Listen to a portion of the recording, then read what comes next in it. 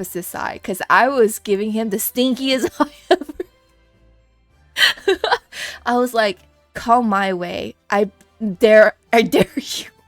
Like internally, of course. Internally. Of course, I'm like all smiley and happy. I was like, yeah, come my way because I'll cut you. I'm just kidding. I'm friendly to everyone. I promise. I promise. But I'll cut you. So yeah, he walked away. I was like, damn, I was talking to my neighbor afterwards because he ended up like we had a slow 1 moment pause. I was like, dang, you let him talk to you like that? And he was like, nah, I got it. Like he's just trying to like lowball me, but I know my prices. And he was very confident in his prices, which is like good on him. But I was like, man, the disrespect that some people have, I swear, they deserve a knuckle sandwich. Let me feed them. Yeah, that was the one experience moment that has nothing to do with any of the vendors or the convention. It's just I swear some of the card people are so sweaty for no reason for cards. I'm like, just say you can't afford it and walk away. God, like so stupid. He sensed a disturbance. Oh, it's gonna be. He's not gonna just sense it. He's gonna feel it. But it's so funny because any female vendors, I think I watched them for a little bit too. He didn't go to any of the female vendors, or if there was a female vendor at it, so I'm just like, okay, Mori with the arc out of nowhere. Nah, but guys, don't start violence unless they deserve it. He's probably afraid of women. Yeah, probably. Because he didn't talk to any of the women vendors. Like, he straight up was just very... But even then, to come onto a table just so rudely, like, hey, he was like, hey, give me this for, like, $50. Like, I forgot, he definitely lowballed him. Whatever the price my neighbor had, he definitely lowballed him for sure. And it was just so rude. Galaxy. I'm just a black hole. Yeah, that was one of the experiences, but overall, SoCal CardCon was one of my favorite cons right now. It's just, I think I definitely had to start working out and build up my stamina because I stood all day. My booth was too tall for me.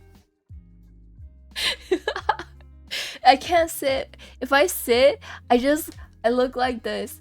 Watch. If I sat at my booth, I would have been like this. Can you, what card would you like to buy? My friend, my neighbor was so kind. He was like, oh, I was actually so nervous because you built your booth with a lot of blind spot. Like, how did you know if your cards was gonna be taken or not? I was like, oh, I'm watching everyone. I watch everyone's hand. I see everything. I just pretend not to and then see if they do anything stupid. I was like, I'm the type of person for them to like try me. But everyone was, honestly, I only get like really cute card customers because I only have cute cards at my table. So, and then my setup was so pink and purple that I'm pretty sure those hardcore card traders don't come to my table because for that reason. Lol. No, there's no stools though. There's no stools. But yeah. Oh, I did feel bad. I've been reflecting on this. I felt bad. I felt really bad for this one moment where I was packing on Sunday and I dropped. Look, man, when I'm at a convention, I'm just a hot mess. Okay, I'm a mess. I spilled things everywhere, and everyone has to like somehow help me. It's not intentional. I dropped so many things because my hands are weak. But I knocked over one of my bins and it spilled everywhere. My kind neighbor behind me came up to me and basically helped me pack everything up. I was like, oh, thank you so much. I'm truly grateful. And then after I was like packing up to go on Sunday, I was really tired. So I was packing up, I was ready to go. I was pulling my wagon and I felt so bad because I was at my wit's end.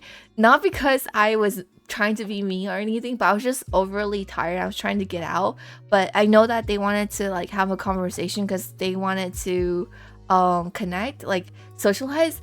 And I wanted to, but I'm just so tired.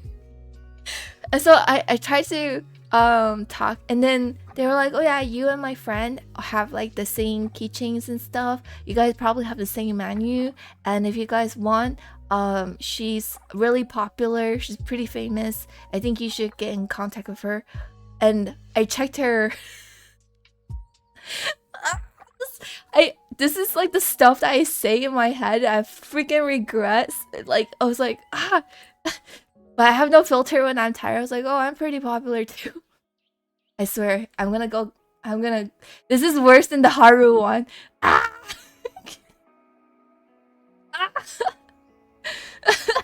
This is worse than the Haru one. This is the one where I still lives in my head, like to this moment. I am like, oh god, if I could just take it back, I swear it's not on purpose. And then, so he was like, he got really quiet and I looked at him, but my brain wasn't functioning. It was only until I got food. Like, I don't know if you guys have like food clarity. Like the moment after you have food and you're like functioning like a normal person, you're thinking, why did I say that?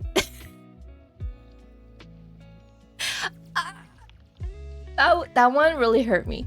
I want to formally apologize to that person. I'm so sorry. It was not on purpose. I'm a small fry.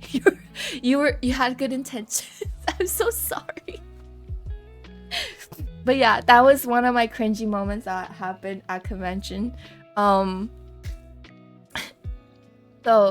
definitely don't let me table by myself again. What else happened? So there was this one kid that I guess I'll forget my cringiness with a wholesome kid story. So there was one kid who was like looking for specific cards from Mega Evolutions. I think he was like, my favorite card is Kangaskhan, and I was like, oh, that's so cute. And he's like, the reason it's my favorite because it's my first Pokemon from my dad. I'm like, oh, this is wholesome. I was like, am I getting one of those like Coop collectible card children moment? Oh my gosh, I was like, ah! I was so happy. I was like, oh, okay. And then I was like, what are you looking for? What are you missing? He's like, oh, I'm missing a Kangaskhan. I was like, okay.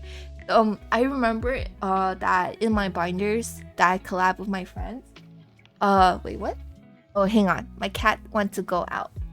Hold on.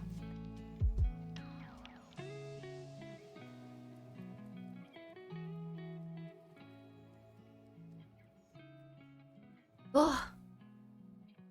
Okay. Oh man. Okay. And then there was like a moment where the kid was like, oh yeah, I'm missing this Kangaskhan. And I remember I had like a couple of Kangaskhan in that Mega Evolution folder. I was like, hey, you can check out if there's any like Kangaskhan that you would like or want. He's like, yeah. And then he's like, oh, I don't have this one. I think it was the full R Kangaskhan. Let me show you. So we have more validation.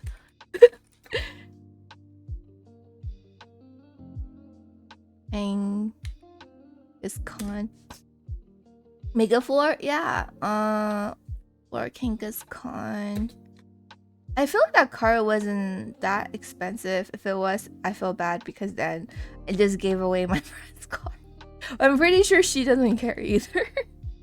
But I think that was mine though, because I have like so many Kangaskhan cards. Full art. Not showing up.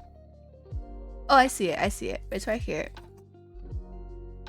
It's this one. Is it $10? No way. You're lying, right? It's $5. It's fine.